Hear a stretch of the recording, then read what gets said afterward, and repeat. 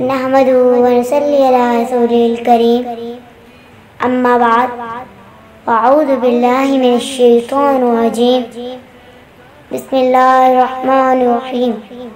میری پیاری بہنوں، آج مجھے جس موضوع پر لب کشائی کرنے کا موقع ملا ہے وہ ہے اللہ سے محبت۔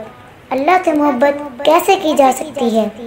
اللہ تعالیٰ نے خود فرمایا ہے قُلْ إِن كُنتُمْ تُحِبُّونَ اللَّهَ فَاتَّبِعُونِي يُحْبِبْكُمُ اللَّهُ۔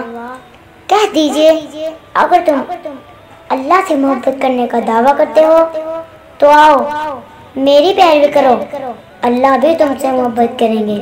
تو میری بہنوں، اس آیت سے پتہ چلتا ہے کہ نبی علیہ السلام کے نقش قدم پر چل کر ہی ہم اللہ سے محبت کرنے کا دعویٰ کر سکتے ہیں اور پھر اس کے نتیجے میں اللہ کی محبت حاصل کر سکتے ہیں۔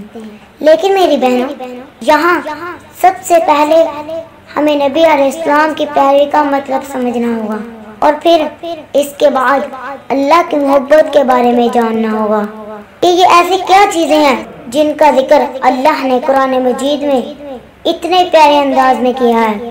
تو سنیں، نبی علیہ السلام کی پیروی کا مطلب ہے کہ جہاں جہاں آپ صلی اللہ علیہ وسلم نے قدم رکھا ہے وہاں ہی اپنے قدموں کو جمانا ہے، یعنی جو کام نبی علیہ السلام نے کیا ہے وہی سر انجام دینا ہے۔ نبی علیہ السلام نے ہمیں نماز پڑھ کر دکھائی، روزہ رکھ کر دکھایا، زکوٰۃ دے کر دکھائی، حج کر کر دکھایا، اللہ کے حقوق ادا کر کر دکھائے اور بندوں کے حقوق ادا کر کر دکھائے۔ نبی صلی اللہ علیہ وسلم کی ساری زندگی ہمارے لیے ہدایت ہے، اسی کے مطابق چل کر ہمیں اپنی زندگی بسر کرنی ہے۔ الہی نبی کا ہمیں سچا امتی بنا دے، ہمیں دین کے مطابق تو چلنا سکھا دے۔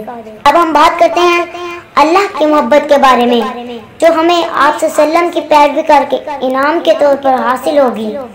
یہ اللہ کی محبت ہے کہ اگر ہم اس سے بخشش طلب کریں تو وہ ہمیں صرف معاف نہیں کرتا بلکہ اولاد بھی عطا کر دیتا ہے، قحط بھی دور کر دیتا ہے اور بن مانگے بہت سی نعمتیں عطا کر دیتا ہے۔